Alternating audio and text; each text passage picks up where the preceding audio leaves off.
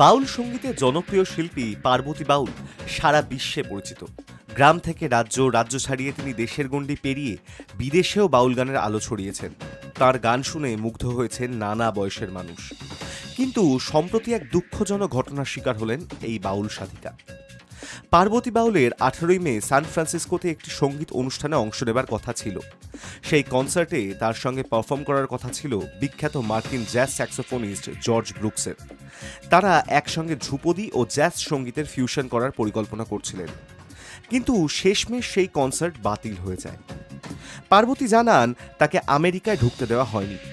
বিমানবন্দরে তাকে ও তার টিমকে প্রায় 14 ঘন্টা আটকে রাখা হয়।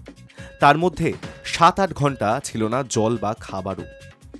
তাদের অনেক প্রশ্ন করা হয় এবং তাদের উত্তর নিয়েও বিভ্রান্তি তৈরি করে আমেরিকার ইমিগ্রেশন আধিকারিকেরা। পার্বতী বলেন, এমন ব্যবহার তিনি আগে কখনো দেখেননি।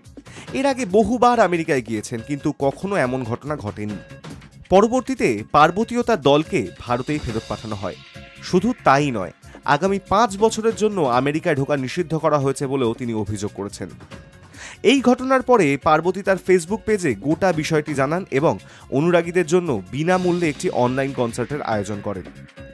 ঘটনার পর বাউল সমাজ এবং পার্বতীর ভক্তরা ক্ষোভ প্রকাশ করেছেন।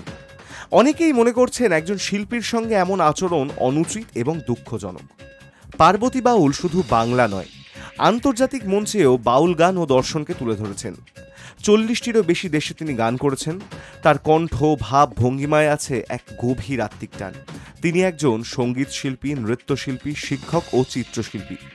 তার গড়ে তোলা সনাতন সিদ্ধাশ্রম বাউল শিক্ষার একটি কেন্দ্র হয়ে উঠেছে। এই ঘটনাটি শুধু পার্বতীর জন্য নয়, বিশ্ব সংস্কৃতি জগতের জন্য একটি চিন্তার বিষয়। অনেকেই আশা করছেন ভবিষ্যতে শিল্পীদের সঙ্গে এমন আচরণ আর হবে না, বরং তাদের কাজ আরও শ্রদ্ধার সঙ্গে দেখা হবে। Hi news network.